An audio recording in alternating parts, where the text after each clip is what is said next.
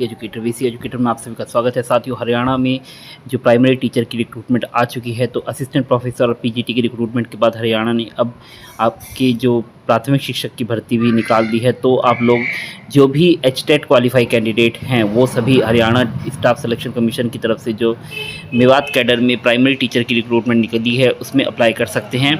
तो बहुत ही बड़ी खुशखबरी है। और जो लोग एस्पिरेंट हैं, जिन्होंने एचटेट क्वालिफाई किया हुआ है, हरियाणा के कैंडिडेट्स ने तो किया हुआ होगा ही, और जो बाहरी स्टेट्स के जो कैंडिडेट्स हैं आसपास के, जिन्होंने एचटेट क्वालिफाई किया हुआ है, तो उन लोगों के लिए बहुत बड़ी खुशी की खबर है।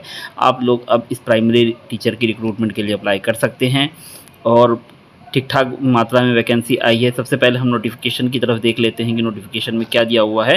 तो आप जैसे कि स्क्रीन पर आप देख पा रहे हैं कि जो नोटिफिकेशन का पब्लिकेशन का डेट है वो 9 तारीख है। 12 तारीख से आवेदन शुरू होंगे, 21 तारीख तक आवेदन लिए जाएंगे, और जो फ़ीस सबमिट करने की लास्ट डेट है वो 23 तारीख रहेगी। फिर इस प्रकार से आपका देखिए, ये जो इन्विटेशन ऑफ एप्लीकेशन है वो दिया हुआ है 12 अगस्त से 21 अगस्त तक रात को 11:59 तक ली जाएगी। और ग्रुप सी की ये सर्विस है, डिपार्टमेंट ऑफ एलिमेंट्री एजुकेशन में होगा। साथियों, सबसे बड़ी इंपॉर्टेंट बात है कि ये जो रिक्रूटमेंट निकली है ये मेवात कैडर में निकली है। तो इस प्रकार से आप देख पा रहे हैं ब्रेकअप। टोटल 1456 वैकेंसी है, जिसमें जनरल की 607, SC 300, BCA 242, BCB 170, EWS की 71, एक्स सर्विसमैन की आपकी 50 है, एक्स सर्विसमैन SC की आपकी 6 है। इस तरीके से आगे ब्रेकअप है। और PWD की टोटल पोस्ट जो है वो 58 है। तो जो एजुकेशनल क्वालिफ़िकेशन है इसमें साथियों कि आपका सीनियर सेकेंडरी होना चाहिए, यानी कि 10+2 होना चाहिए, plus 2 years diploma in elementary education आपके पास होना चाहिए, चाहे उसको किसी भी नाम से जाना जाता हो। और इसके साथ साथ आपका सीनियर सेकेंडरी प्लस BLED भी हो सकता है आपके पास, 4 इयर्स का जो बैचलर ऑफ एलिमेंट्री एजुकेशन होता है। साथ ही आपका graduation plus 2 year diploma in elementary education हो सकता है आपके पास। तो कुल मिला के 10+2 और DLED आपके पास होना चाहिए। ग्रेजुएशन है तो अच्छी बात है, BLED है तो और भी अच्छी बात है, कोई दिक्कत नहीं है। इसके साथ साथ आपने, सबसे इम्पॉर्टेंट बात है इसमें, CTET वाले जो कैंडिडेट्स हैं वो एलिजिबल नहीं है। कि अगर आप सोच रहे हैं कि आपने CTET क्वालिफाई किया हुआ है तो आप ये वैकेंसी के लिए अप्लाई कर सकते हैं, तो आप एलिजिबल नहीं हैं। आपको हरियाणा टीचर एलिजिबिलिटी टेस्ट जो है वो पास होना चाहिए, और एचटेट आपने पास किया हुआ हो, पेपर 1 पास किया हो, प्राइमरी वाला जो है 1 to 5 वाला, तभी आप इस फॉर्म के लिए अप्लाई कर सकते हैं। अगर आपने एचटेट पास नहीं किया हुआ है तो आप लोग इस फॉर्म के लिए एलिजिबल नहीं हैं। साथ में एक कंडीशन और जोड़ी गई है, आपने हिंदी या संस्कृत क्लास 10th तक पढ़ा हो, यानी कि आपका पास क्लास 10th तक हिंदी या संस्कृत में से एक सब्जेक्ट रहा हो, या मैट्रिक में नहीं रहा है तो 12th में, BA में, MA में हिंदी कहीं पर आपका एक सब्जेक्ट रहा हो, ये कंपलसरी है। अगर आपने हिंदी अपनी एकेडमिक करियर के दौरान नहीं पढ़ी है कहीं भी, चाहे मैट्रिक में, 10+2 में, BA में, कहीं भी, तो आप एलिजिबल नहीं हैं। आपने मैट्रिक तक संस्कृत भी पढ़ी है तब भी आपका काम हो जाएगा। तो इस प्रकार से आपका जो एलिजिबिलिटी है, इसके आगे और भी एलिजिबिलिटी इसको ऐड किया गया है, तो वो लोग वो आप देख सकते हैं। और साथ ही जो एज मतलब जो आपको दिया गया है कि 50% मार्क्स के साथ आपका 10+2 होना चाहिए, या ग्रेजुएशन होना चाहिए, मतलब सीनियर सेकेंडरी होना चाहिए, तो उसमें आपका 5% का रिलैक्सेशन है। जो SC और OBC या PWD कैंडिडेट्स हैं, तो इस प्रकार से आप लोग, preference will be candidate who possess knowledge of Urdu up to matriculation for this priority for the Mewat. Such candidate if selected shall serve only in Mewat. तो उर्दू वाले कैंडिडेट्स को प्रेफरेंस दी जाएगी, तो ये भी एक कंडीशन है। और जो एचटेट के जिनके सर्टिफिकेट एक्सपायर हो गए थे वो भी वैलिड हैं अब, तो उसमें भी कोई दिक्कत नहीं है। एज लिमिट आपकी 18 ईयर्स से 42 ईयर्स है, जैसे कि हरियाणा की हर जॉब में रहती है। और आपकी पे लेवल 6 की ये जॉब है, तो 42 ग्रेड पे की जॉब है, तो जो कि सेंट्रल गवर्नमेंट के इक्विवेलेंट ही है। तो इस प्रकार से आपका ये नोटिफिकेशन में दिया हुआ है। एज रिलैक्सेशन है, SC ST OBC को आपका जो 5 इयर्स का रिलैक्सेशन है, और बाकी कैटेगरीज को और भी है। तो आप लोग देख सकते हैं कि किस प्रकार से रिलैक्सेशन है, तो वो आप देख सकते हैं, ज़रूरत पड़ेगी तो। अब बाकी जो हरियाणा के रेसिडेंट्स हैं उनको जो अकॉर्डिंगली जो बेनिफिट मिलता है रिजर्वेशन का वो सब मिलता रहेगा। इसमें एक ईडब्ल्यूएस के लिए एक इम्पॉर्टेंट लाइन जोड़ी गई है कि EWS certificate issued for jobs in central government will not be considered irrespective of income mention in the certificate. यानी कि ईडब्ल्यूएस सर्टिफिकेट अगर आपने सेंट्रल गवर्नमेंट वाला बनवा रखा है तो आपका वो कंसीडर नहीं किया जाएगा। जो स्टेट गवर्नमेंट वाला ईडब्ल्यूएस सर्टिफिकेट है वही आपके पास बना हुआ होना चाहिए, अदरवाइज आपको जनरल कैंडिडेट के रूप में ट्रीट किया जाएगा। इस तरीके से ओबीसी सर्टिफिकेट आपका सेंट्रल गवर्नमेंट वाला वैलिड नहीं होगा, आपको स्टेट वाला ओबीसी सर्टिफिकेट आपके पास होना चाहिए। तो ये एक इम्पॉर्टेंट चीज़ है। तो आपने जो सर्टिफिकेट है उसके परफॉर्मा को आप ठीक से देख लीजिएगा। और इसके साथ साथ जो फ़ी है वो कुछ इस प्रकार से है कि जो मेल फीमेल कैंडिडेट्स हैं तो उनको 150 और फीमेल हरियाणा की जो रेसिडेंट है उनको 75 रुपीज़, और जो एससी बीसी और ईडब्ल्यूएस कैंडिडेट्स हैं हरियाणा के मेल 35 रुपीज़, और हरियाणा की जो फीमेल हैं वो 18 रुपीज़ होगा। पीडब्ल्यूडी कैंडिडेट्स के लिए कोई भी चार्जेस नहीं होंगे। साथ ही इसमें कोई इंटरव्यू वगैरह का प्रोविज़न नहीं है, तो सिर्फ एक रिटन एग्ज़ाम से आपका सिलेक्शन होना है। तो रिटन एग्ज़ाम का जो पैटर्न है वो कुछ इस प्रकार से कि एक रिटन एग्ज़ाम होगा जो कि 95 मार्क्स का आपका होगा, और इसमें हर एक क्वेश्चन आपका 0.95 मार्क्स का होगा। तो रिटन एग्ज़ाम का जो आपका प्रोविज़न है वो कुछ इस प्रकार से है कि all questions are compulsory, questions shall be bilingual English and Hindi, and offline OMR based written examination will be held in recruitment to the PRT पोस्ट। There shall be no negative marking for wrong question answers, यानी कि wrong answer के लिए कोई negative marking नहीं रहेगी। The total number of questions will be 100 with weightage of 0.95 marks for each question, यानी कि 0.95 मार्क्स हर क्वेश्चन के लिए रहेगा।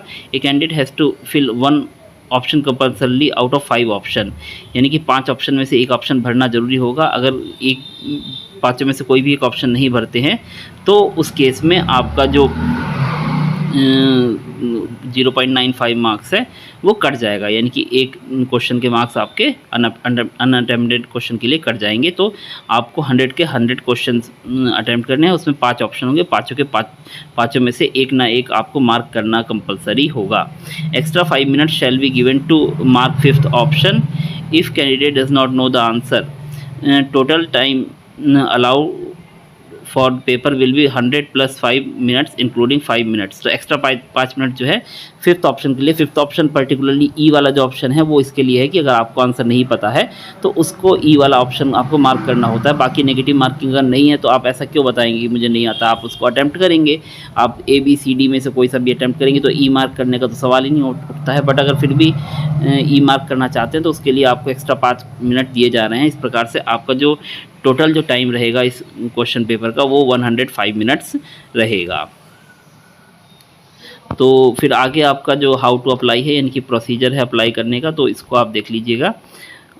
इसमें आपका देखिए क्या क्या मैंडेटरी रहेगा अप्लाई करते हुए। आपको scan copy of all academic qualification matriculation certificate showing date of birth, and ये scan copy of SC BC ESM PWD ये सब सर्टिफिकेट की scan copy, photograph, sign scan signature, फिर उसके बाद scan copy of showing higher education higher qualification experience वगैरह, Haryana bonafide resident certificate, EWS certificate, discharge certificate for ESM, eligibility certificate for family members of ESM, eligibility certificate, disability certificate of dependent of ESM, certificate of children grandchildren of freedom fighter, experience certificate of for age relaxation। ये सब चीज़ें आपको submit मतलब उसमें upload करनी होगी scan copy.